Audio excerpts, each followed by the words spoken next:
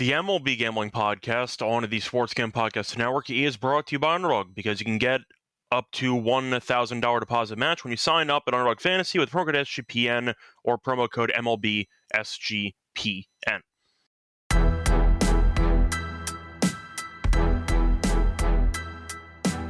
And welcome, everybody, to the MLB Gambling Podcast here on the Sports Gambling Podcast Network. It is currently Wednesday morning, June 18th, around 10 a.m. Eastern Time. I'm your host, Scott Reichel, going solo for this pod. Once again, Adam will not be joining me today.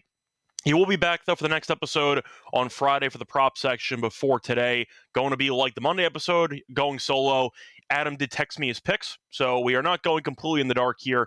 Do have his plays that I'll share with all of you, but of course I still have all of the plays that I'm going through for the card as well. So like always, going to be 3 props each, one for once again a 3 prop selection for myself and 3 from Adam that I'll be relaying via text message that he ended up sending me. But point is, should be fun getting into the actual card for Wednesday. Looking forward to it. Now, before we get into any of the actual plays that we have for the show, a reminder, they could also find the college football team previews, which are back on the College Experience. Kobe and Moneyline Mac preview every FBS college football team, and you don't want to miss it, so check out the College Experience to get in on the pretty early college football preview because they do cover every single FBS team. So if you want to get interest in, once again, the upcoming season, and you want to get a head start on what should be a pretty entertaining college football season, check out the College Experience for all of the team previews.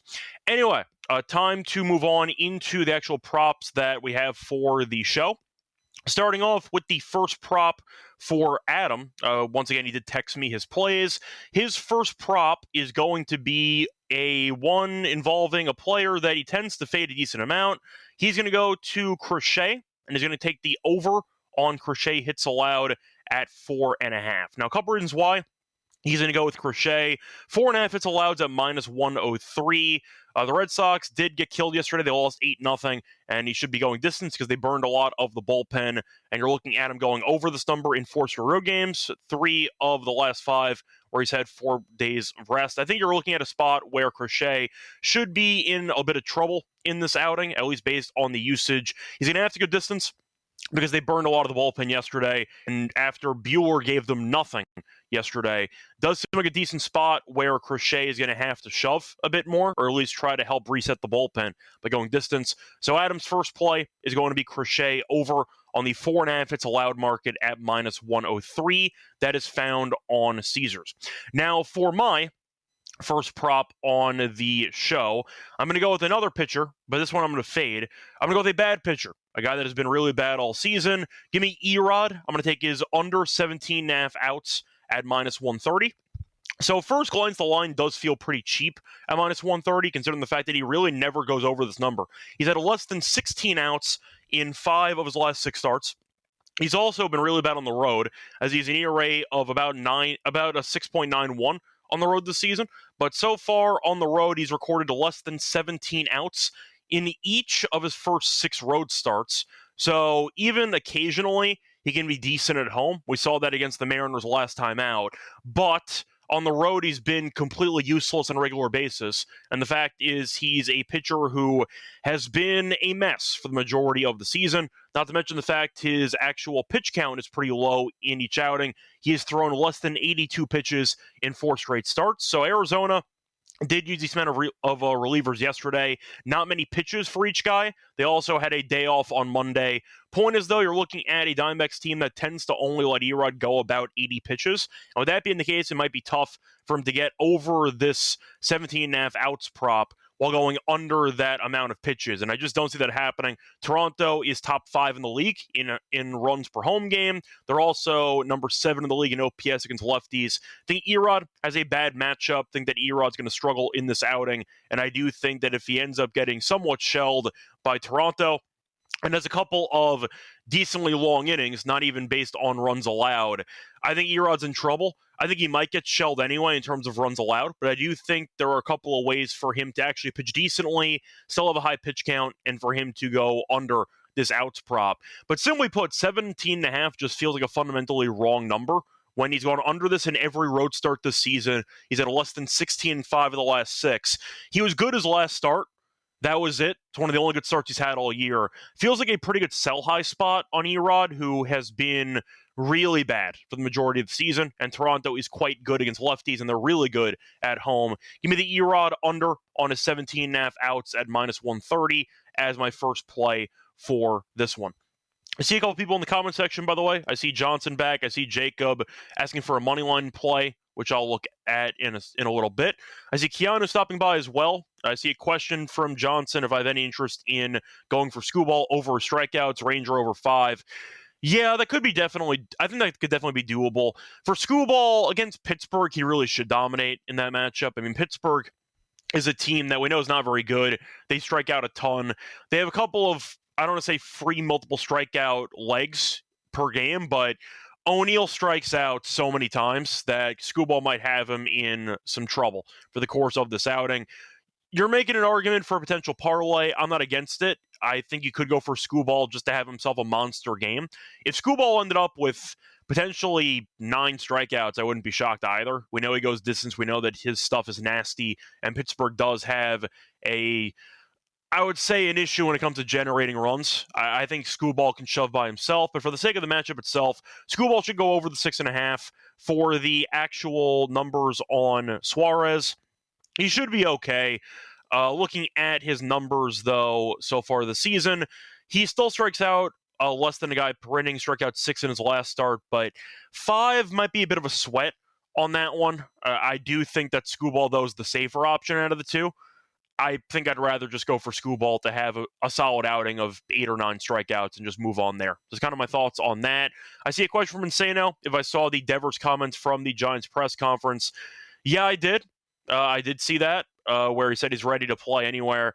Yeah, look, at the end of the day, the argument that would go in favor of Devers and the reason why he was so, I'd say, hostile towards the Red Sox in general is because of maybe the initial contract extension agreement, where it felt like the previous ownership was willing to let Devers stay at his current position. That's why he signed the extension in the first place. And then after they kind of switched some things up in the front office, the tone changed and they wanted him to learn something new. So I think it was a matter of Devers being sold a false promise at the time, which was the old regime telling him, you'll be the third baseman, don't worry about it, you're fine. And then immediately being told by the same team, because of a different ownership, you're going to have to learn a new position. I think that's what bothered Devers. It might not have been the actual concept of playing first base. I think it was what he was told when he signed the dotted line for the extension in the first place.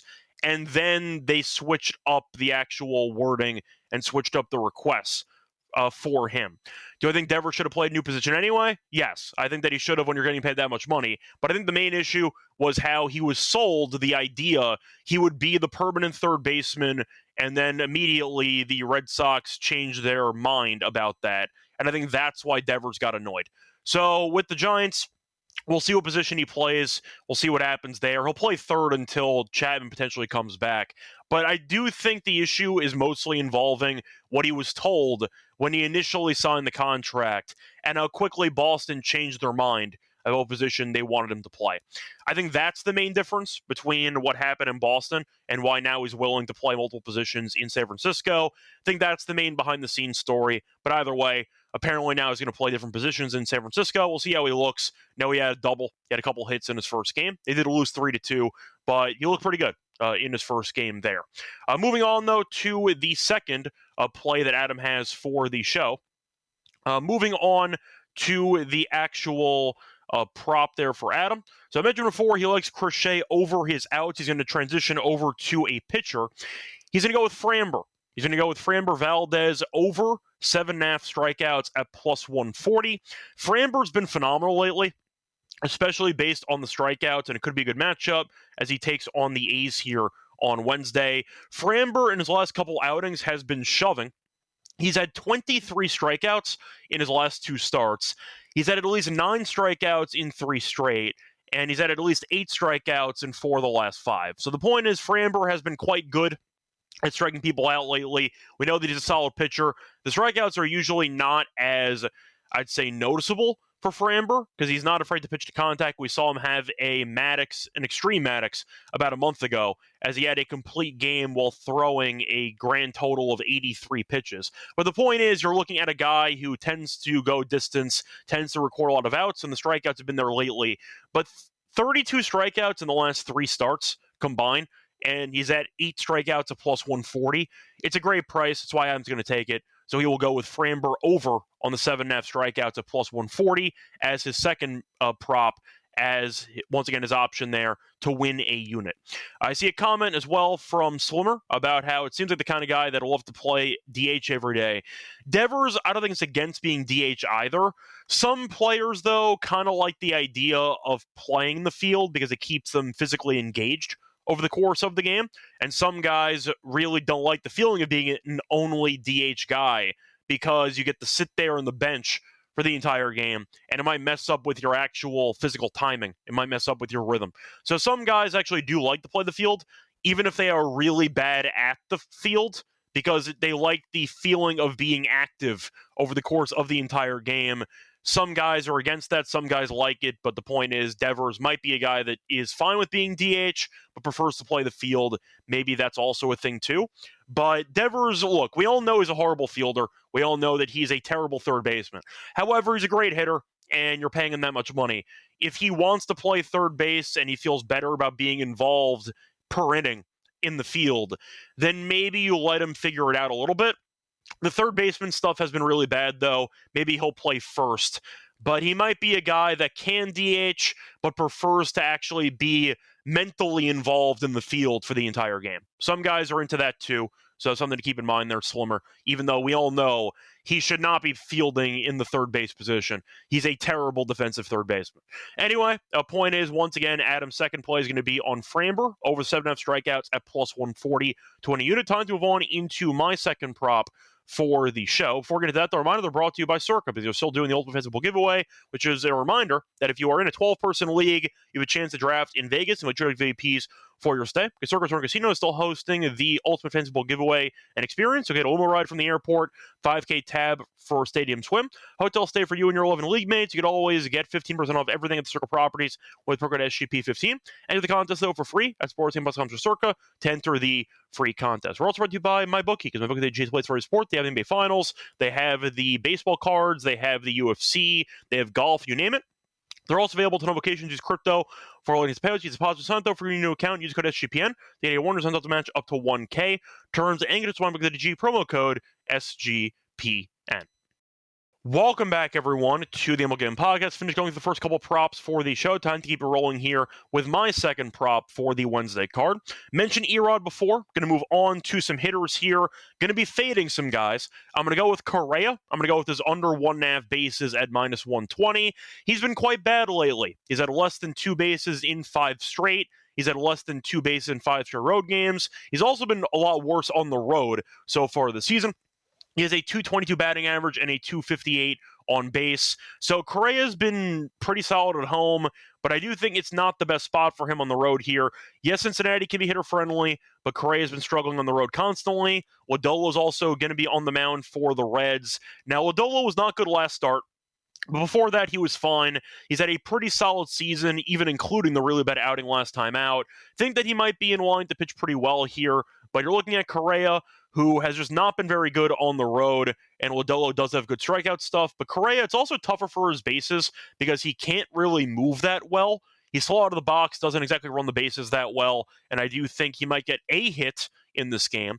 Do I see him getting multiple hits? I do not. I think that is asking a lot out of him, but for a guy that has been really bad on the road, and for a guy that is less than 2 bases in 5 straight and 5 straight road games, I think minus 120 is a good price. I'll fade Correa in this one at minus 120. I think it should be closer to minus 135 or so if I had to price it myself. I think Lodolo, despite a bad outing, has been good for the most part all season. I think he should go pretty well here in this game. So once again, give me Correa under on his 1.5 bases at minus 120 as my second prop for the show. Moving on to the third prop for Adam. on the card. He'll be going with Marte. Going to go with Marte under 1.5 total bases at -115. To also mention, this is a rhythm power trend. So if I'm going to mention rhythm in a second in the ad read. They have power trends now. Rhythm does support this play, as rhythm does like the under on Marte total bases. He's been really bad against lefties so far this season. And you are looking at a spot where he might end up getting himself into a bit of trouble because we're looking at the matchup itself here. And Marte has actually been a mess against lefties this season. Ketel has had a solid season. We know that Ketel can be a bit dangerous, but at the same point, you're looking at Marte's splits, and he has been a lot better against righties than lefties.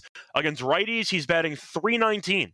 Against lefties, he's batting .212. So Marte is a switch hitter who's clearly better from one side. And unfortunately for him, Lauer is a lefty. So Marte will be having to use his, I'd say, worst side for a decent amount of plate appearances in this game. But Marte, once again, has been a guy who has been really good from one side. He's not going to be batting from that side, and that's why he's going to go with the under on Marte's total bases here. At 1.5 -115, should face Lauer twice. We'll see what happens. But the point is, Marte has really been struggling against lefties. He'll back that. He's going to go with Ketel Marte under 1.5 total base of -115 as his final player prop for the show. Now, for my final player prop on the show, I am going to go with another batter that I'll fade. I'll go back to the Tigers and the Pirates game. I know somebody mentioned before a screwball strikeout option. I'll go with Joey Bart. I'll take his under half a hit at -105. Bart's been really bad lately. He's had no hits in 5 straight, been quite bad on the road as he has no hits in 11 of his last 13 road games. And of course, Skubal is pitching. Now, Bart this season has been very good against lefties. However, not all lefties are equal, as Skubal is the best pitcher in the league. He's favored to win Cy Young again. He's an absolute monster, and Skubal has been rolling lately for the last couple of months. He's allowed less than 4 hits in 3 of his last 4 starts, while also going 6+ innings in all those outings, tends to go 7, and Pittsburgh, I think, is going to struggle against him. But Bart is good against lefties, but against Skubal, I think he'll struggle. He's been really bad on the road. He's been bad in general so far this season. But you're looking at a guy who has really been poor on the road, a guy that has no hits in 5 straight. It's -105, while also being able to back the best pitcher in the league.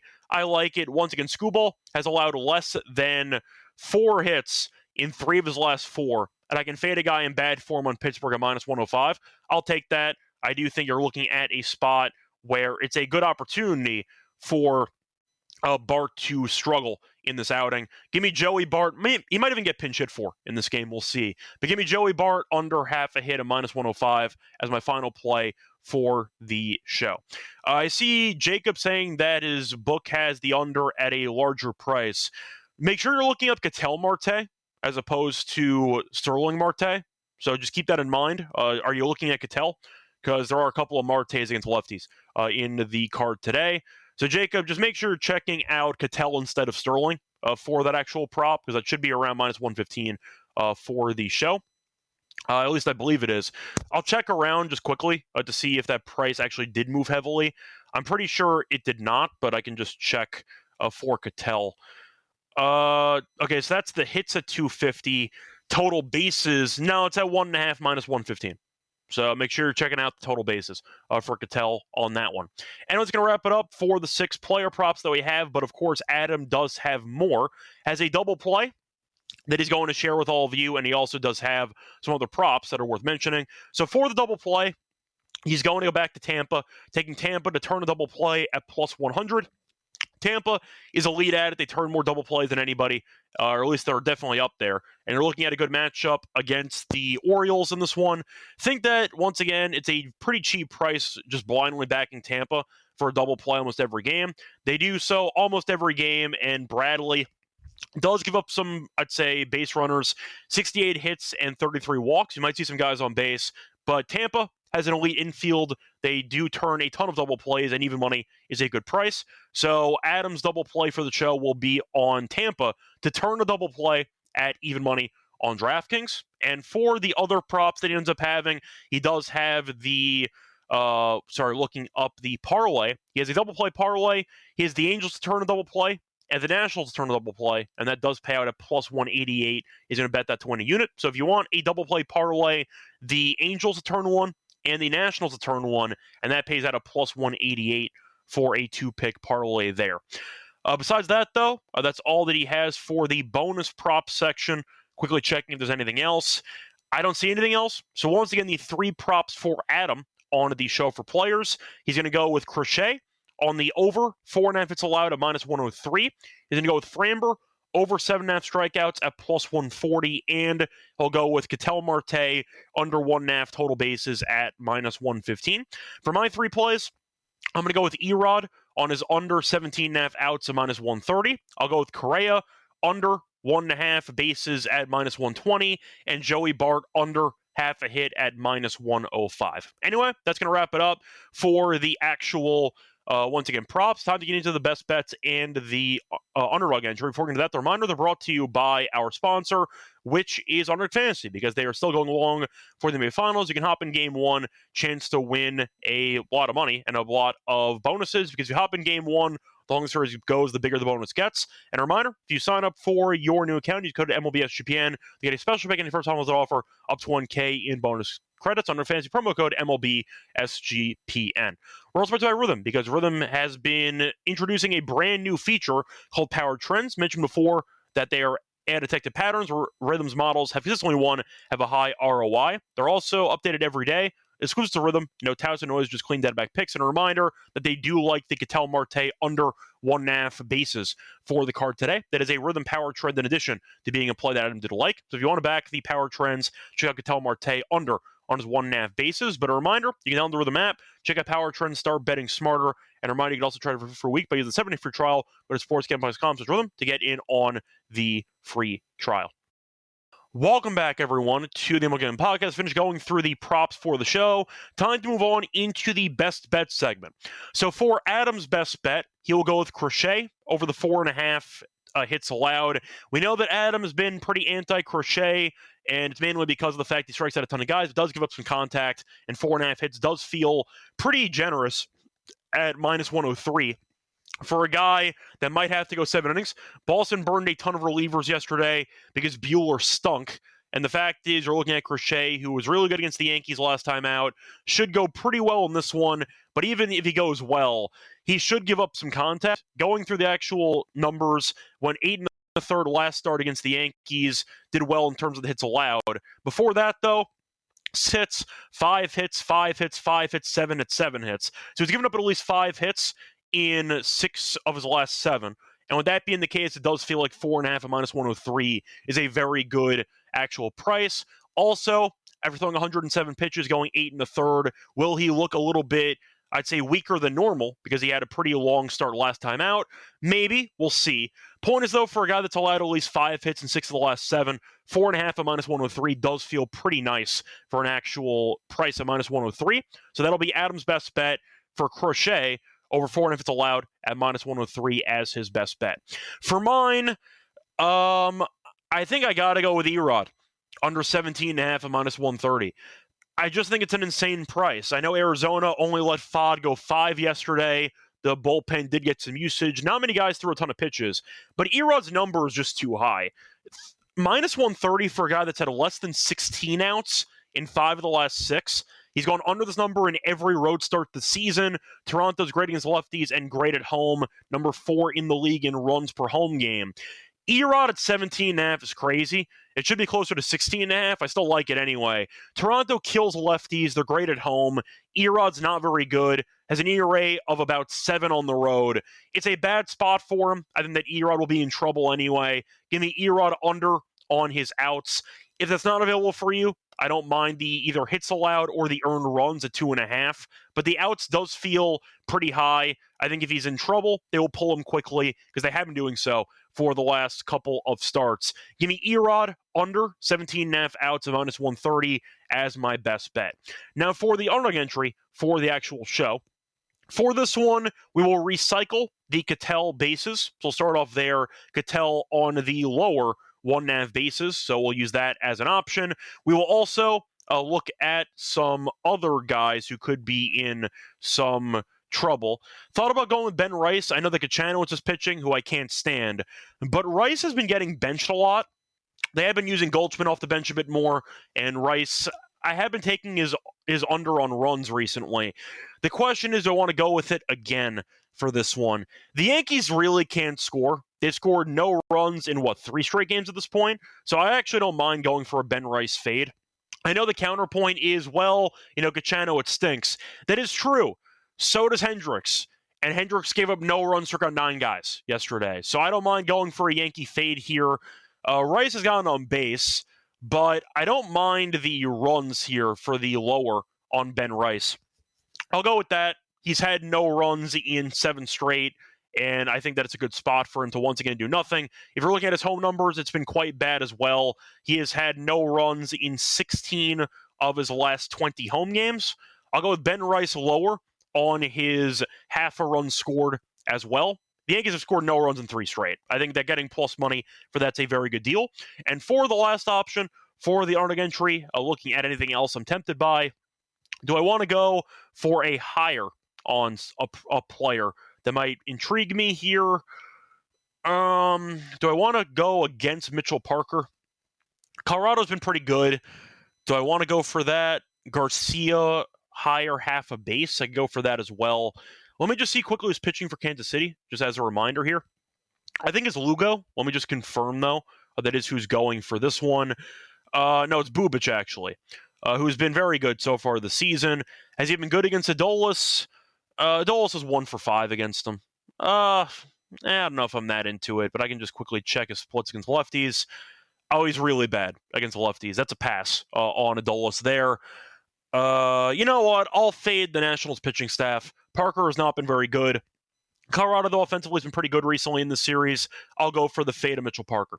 So once again, the options here for the underdog entry, going to go with the Mitchell Parker higher, 2.5 earned runs. Going to go with Ben Rice lower, half a run scored, and I'll go with Marte on the lower 1.5 total bases. That's going to wrap it up, though, for the show. Back once again on Friday. Adam will be back for the Friday show. So I'll not be going solo for the next episode. Till next time, find me on Twitter, Rich Radio. Find him on Twitter at Hey Rosenberg. And once again, good luck to all of you and all of your bets. Bye, everyone.